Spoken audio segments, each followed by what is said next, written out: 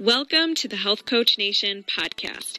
I'm your host, Hailey Rowe, and I help you get clients consistently, market your standout offers, build your business foundations like your messaging, your niche, your offer, and I help you build a sustainable, profitable coaching business that works with your schedule. And I'm so excited to dive into the show. Here we go. Guess what? I'm so excited to announce that my free private training sharing how to book paying clients consistently without posting more or needing a big audience is now live for an encore. You can check it out at haileyrowe.com/training. You get to learn more about the inner circle. You get to learn the behind the scenes of what I share with my clients and learn how you can get your next clients without needing to obsess with stressful launches, annoying tech, all that kind of stuff. So check it out and can't wait to hear how it goes for you. Today we're going to talk about shortcuts and your business. So I'm going to tell a little story. So if you don't know me, hello, my name is Hailey. I'm a business and marketing coach for health, life, and mindset coaches, and I help them book more clients online. And in the process of doing that, I have learned what are the key things to focus on, and I've distilled that into my FAST framework, which stands for followers, action, sales, time management, and transformation. And one of the things that I've had to learn in this business is that a lot of times we tend to keep looking for shortcuts, meaning we start a business or we get our certification or whatever, and you're ready to go, and you're like, okay, what's the best thing I can do to put myself out there, to get clients the quickest, to get the most reach, to crush it on the algorithms. And we spend a ton of time consuming information looking for the best shortcut or magic pill. And sometimes what happens is we tend to stay in that mode of searching instead of actually getting our hands dirty, getting our feet in the mud, and going and doing to learn what works the fastest. And so when you're constantly searching for shortcuts and also trying to avoid failure at all costs by picking the best shortcut, you tend to not get very far, and you tend to never actually figure out or crack the code as to what works because you're trying to constantly shortcut the system and never making a decision and looking for the best thing and consuming information. So for me personally, one of the things I'll talk about in this video is Facebook ads. So for me, I didn't start Facebook ads, and I don't recommend you start Facebook ads until you're at a point in your business where you have consistent clients coming in, you know what works organically, you know why your clients come to you, and you're able to actually now reinvest into scaling your business and growing with ads, because ads is a whole process that you have to figure out. You do have to test. You will have to take some time to actually figure out what works. You can't just go in always knowing the magic code. There will be people who tell you that you can, but the truth is not one system works for every single human being and every single niche audience. So you will have to test some things. And so when you decide to do something like that, you have to go in with a long-term mindset. And for me, I set aside a certain budget. I got a certain team. I did all the little steps that led up to hiring an ads team and figuring out the ads and all that kind of stuff. And I thought, and we'll always have this process. I thought, okay, I have a certain expectation of how it's going to go and how long it might take. And we ended up doing the ads, and of course, things went wrong. It was unavoidable. Somebody had a tooth problem on the team, and so things got very delayed. Somebody forgot to turn off the ads on the team. Again, I take responsibility because I was a part of I was hiring the team. And so the ads ran a day longer than they were supposed to. Like certain things like that, I could have never guessed were going to happen. I could have never been like, okay, is this person on this team going to have a tooth problem and cause this to get 3 weeks delayed? No.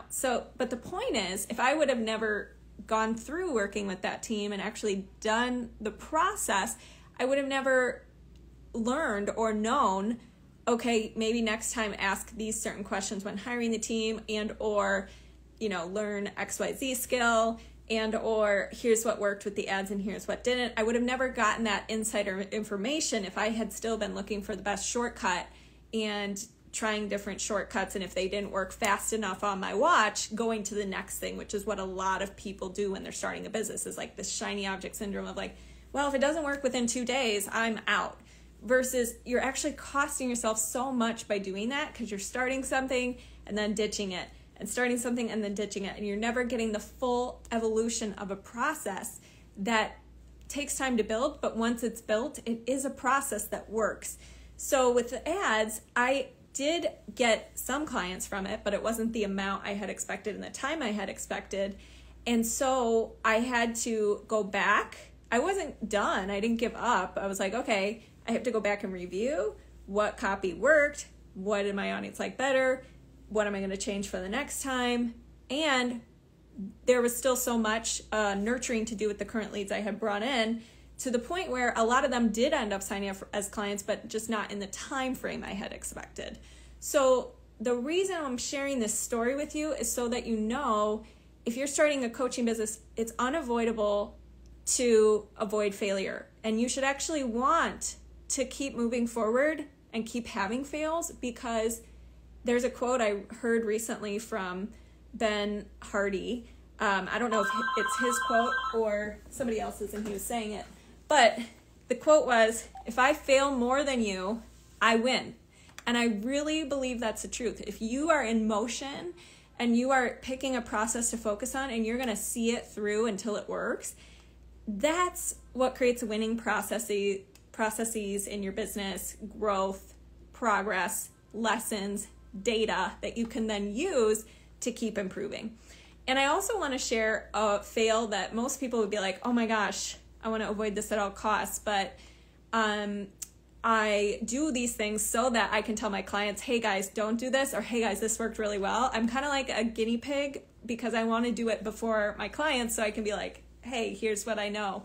And so that was with Instagram growth. There was a time where there was a organic service that would find your ideal clients for you, and engage with them and follow them and get you visible in front of them.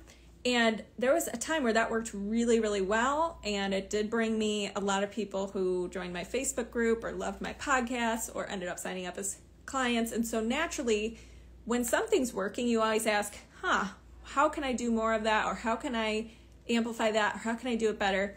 And what ended up happening is the algorithm changed or something to where they couldn't do that anymore, or like they couldn't do it at the scale that we were doing it. And so I totally stopped that service. I totally stopped doing it for a while. And naturally, of course, I don't know what happened. I don't know if Instagram doesn't like me anymore or what, but they stopped showing my content to as many people, and it just didn't grow as much. And so that was like a learning lesson, like, okay, that was something that worked where the algorithm changed. And this is why you also want to have diversification in your business. And so more recently, it's been a couple of years since I've tried that. I was like, I'm going to try it again because it did work. And now maybe they've worked out whatever kinks happened and figured it out. And I took the risk of hiring a different company because the first company I worked with, they paused their services for a really long time. So I thought I should, go somewhere where they're probably not going to do that.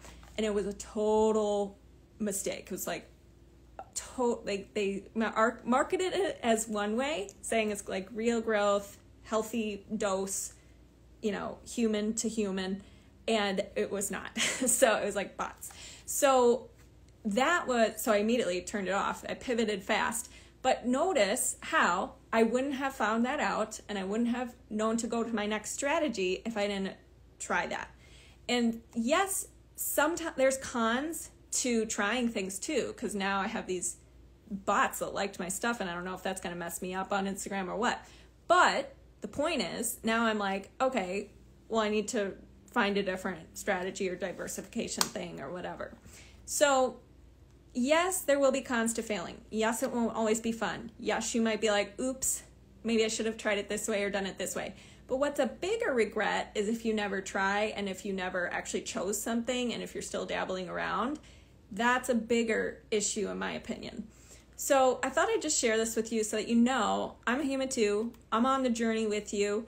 And yes, I might have tried more things or, invested more things. But the point is, we all have to go through the same process. We all have to go through fails, and it's okay. So the more you fail, the more you win. And if you want to share something you're struggling with in your coaching business that you want more videos on, feel free to share. And tomorrow at 11:05 a.m. Central Time, I'm going to be going live here again with a special guest, Michelle McLean, and we're going to be talking about how to improve your coaching skills. So if you want to actually be amazing at client delivery and have your clients keep coming back for more and more and they love it, then tomorrow will probably be a good video for you. All right, I'll talk to you guys soon. Have a good day. Hey, thanks so much for listening to this podcast. And if it's really helpful for you, I'd really appreciate if you share it and or leave a written podcast review.